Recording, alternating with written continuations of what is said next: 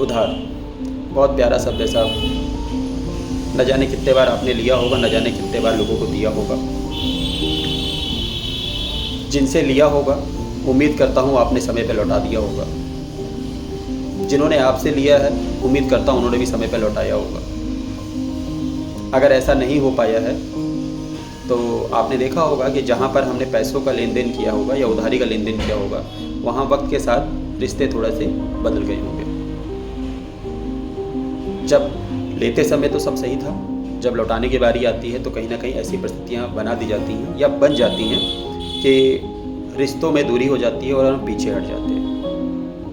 कभी इस पर विचार किया है कि उधार हम लोग लेते क्यों हैं? उधार लेने का पहला कारण होता है कि जब मेरी परिस्थिति गलत हुई या ख़राब हुई, मुझे एक सपोर्ट और सहारे की ज़रूरत थी। मैंने अपने आसपास के लोगों को देखा, जो मुझे लगा मैं इनसे अपनी बात, दिल की बात कह सकता हूँ, मैं अपनी पर्सनल चीज़ें इनसे शेयर कर सकता हूँ। हमने उनसे अपनी बात रखी और उन्होंने हमारे इस मान का सम्मान रखा और हमें हमारी मदद की। लेकिन जब हमारी तरफ से बारी आई तो हम लौटाना भूल गए। ठीक नहीं साहब, ये वीडियो जिनसे मैंने उधार लिया है या जिनको मैंने उधार दिया है उनके लिए बिल्कुल भी नहीं। ये वीडियो है रिश्तों के लिए। उधार सिर्फ रुपये या धन का नहीं होता है, ना ही किसी सामान का होता है।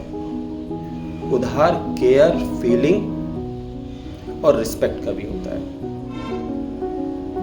आप किसी की तरफ भी जब रिश्ते में बढ़ते हैं आगे, या कोई हमारी तरफ रिश्ते में आगे बढ़ता है, तो कहीं ना कहीं उसे जीवन में एक ऐसे रिश्ते की ज़रूरत थी, या उस वक्त ज़रूरत रही होगी, या आज उसे ऐसी ज़रूरत होगी कि सामने वाला उसकी बात को सुने, उसे समझे, उसे सांत्वना दे, उसे मोटिवेट करे, उसका मित्र बने, उसका जो है दोस्त बने, उसका जो है कोई गुरु बने, ठीक, उसका कोई बढ़िया हमसफ़र बने। मतलब रिश्ते में बहुत सारे स्टेजेस हुए।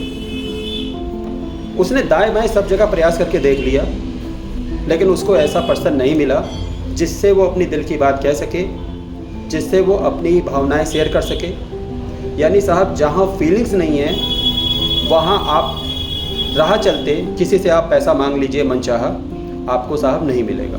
लेकिन जिस रिश्ते में फीलिंग्स होंगी, चाहे वो आपका मित्र हो, पड़ोसी हो, आपके माता पिता हो, आपका घर हो, आपके परिवार हो, आपके रिश्तेदार हो, जहाँ आपकी फीलिंग्स जुड़ी होगी, जब आप कहोगे कि मेरे ऊपर ऐसी लायबिलिटीज़ आ गई है, मुझे बच्चे की फ़ीस जमा करनी है या फलाना काम करना है, आपको फट से धन मिलेगा।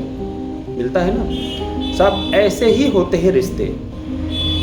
जब हमें आसपास कोई रिश्ता नहीं मिला और हमें कोई एक रिश्ता समझ में आया, हमने उससे अपनी बात की, हमने अपनी फीलिंग्स शेयर की और उसने हमारे साथ हमें वो वक्त दिया, हमें वो फीलिंग्स दी, हमें वो सपोर्ट दिया, हमारी चीज़ों को समझा, सुना, महसूस किया, हमें वापस जीने लायक बनाया। That's it. हमारा काम हो गया करंट टाइम पर, क्योंकि हमें वक्त पे उधार मिल गया था। वो उधार मिला था आपको रिश्ता, गौर करिएगा। फिर एक फेज सेकंड आया। जिसने उधार दिया है, आज नहीं तो कल वो कुछ तो एक्सपेक्ट करेगा साहब। ठीक, हो सकता है उसकी लाइफ में भी आपके जैसी चैलेंज ना हो, लेकिन कोई छोटे मोटे चैलेंज तो आए होंगे। अब वो कहाँ जाएगा?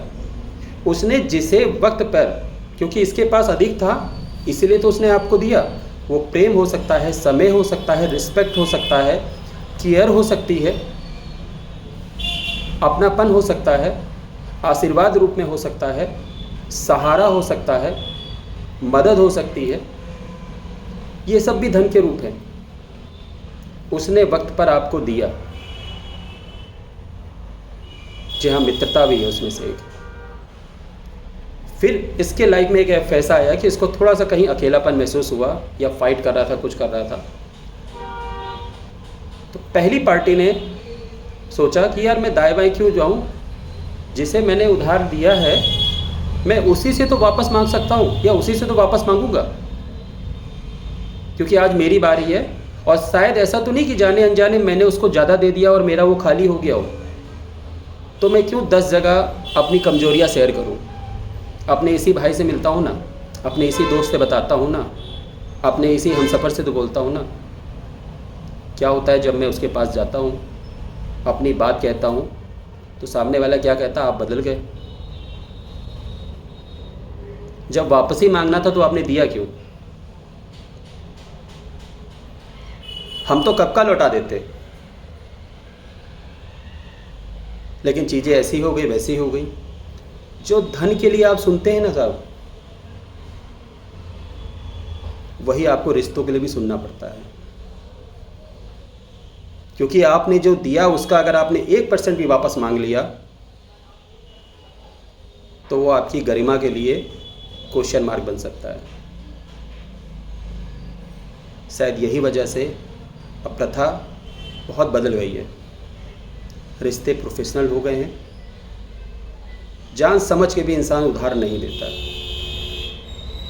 अगर आपने कहीं से भी उधार लिया है, प्रेम लिया है, समय लिया है, साथ लिया है, सहयोग लिया है, मोटिवेशन लिया है, कहीं शिष्य बने हैं, कहीं मित्र बने हैं, कैसे भी आपको समाज से जो उधार मिला है, ज़रूरत पड़े दोस्त तो आगे बढ़ के वो उधार चुकाइएगा ज़रूर। ऋणी मत बनिए। और ऋण केवल धन का नहीं होता है, सबसे बड़ा ऋण जो होता है वो फीलिंग्स का होता है। फीलिंग्स हर चीज़ से ऊपर आती है। उम्मीद करता हूँ ये वीडियो थोड़ा लंबा है, लेकिन उम्मीद करता हूँ मैं जो समझाना चाह रहा हूँ वो आप ज़रूर समझे होंगे। और ये उधार हर रिश्ते में आपको लौटाना है। एक बेटे और बेटी का उधार अपने माता पिता के प्रति है, परिवार के प्रति है, समाज के प्रति है, आस पड़ोस के प्रति है। ऐसे ही और भी रिश्ते हैं साहब। अगर आपने किसी भी रिश्ते में कहीं भी जाने अनजाने बुरे वक्त में थोड़ा सा भी किसी का सपोर्ट आपको मिला है तो अच्छे वक्त में उसे सपोर्ट देने से पीछे मत हटें, प्रथम बने। नमस्कार।